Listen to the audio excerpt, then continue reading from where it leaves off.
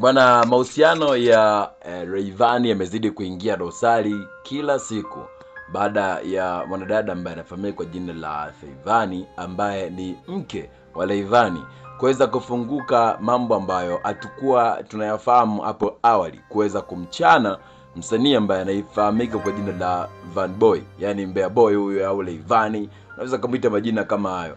Bana, leo mwanadada Faima ameporomosha maneno mengine kwa mtaalamu ambaye anaitwa Rayvanny baada ya jana kumporomoshia maneno mengi, lakini na leo pia ameweza kumsema vibaya Rayvanny. Lakini pia mashabiki wa Rayvanny hawajapenda baada ya kuona maneno mengi sana mwanadada huyu hapa ambaye anaitwa Rayvanny anaongea, walakini ni mume wa mtoto wake mmoja ambaye bado anaendelea kumhudumia wote wawili. Sasa mahusiano yamezidi kuingia dosari, na hii ni ujumbe ambao mwanadada Rayvanny ameweza kuutoa kupitia ukurasa wake wa Instagram katika Insta story. Nasoma kama ifuatavyo. Bana, mwanadada huyu ameandika kwamba umekaa upo bize kunitafutia sababu. Unataka tuwe na mzani sawa sawa. Unataka tuwe na mzani sawa. Una matendo hadi shetani anakuogopa. Nikisema ni yaweke mitandao au mitandaoni, hadi dunia itakushangaa. Hakuna mtu anaweza kukusogelea, maana wewe sio binadamu wa kawaida. Wewe niache, usinitafute, kwani lazima kuwa na mimi.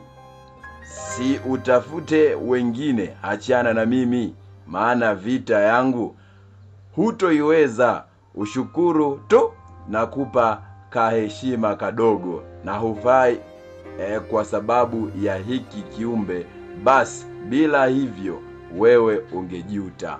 Yani tafsiri ya meseji hii au tafsiri ya ujumbe huu, anasema kwamba anamuhifadhi Rayvanny kwa sababu tu ya kiumbe. Kiumbe ni nani? Ni mtoto yule ambaye wanaye, mtoto wa kiume ambaye bado anamsomesha. Sasa hii imetibuana na mashabiki mbalimbali baada ya kuona mbona kama Chui anatupiwa maneno mabaya ambayo hata sisi hatujayapenda, afu yeye mwenyewe Chui amekaa kimya, yani Rayvanny amekaa kimya.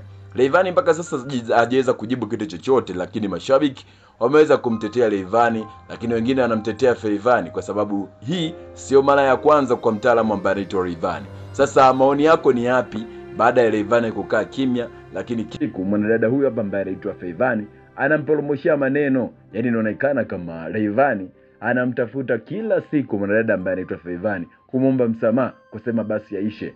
Siku zote wainga wanasema muungwana akivuliwa nguo anachutama, lakini mwenye hekima abishani. Ndio maana Rayvanny ameamua kukaa kimya kuwafuata wahenga na misemo yao. Je, nini maneno yako wewe mpenzi mtazamaji wa Swahili Top, lakini pia mtazamaji wetu wa Basic Super TV kuhusiana na hili sakata ambalo linamkabili au linamkumba mtaalamu ambaye anaitwa Rayvanny? In NIC we call me back OTK classic presenter. Bye bye.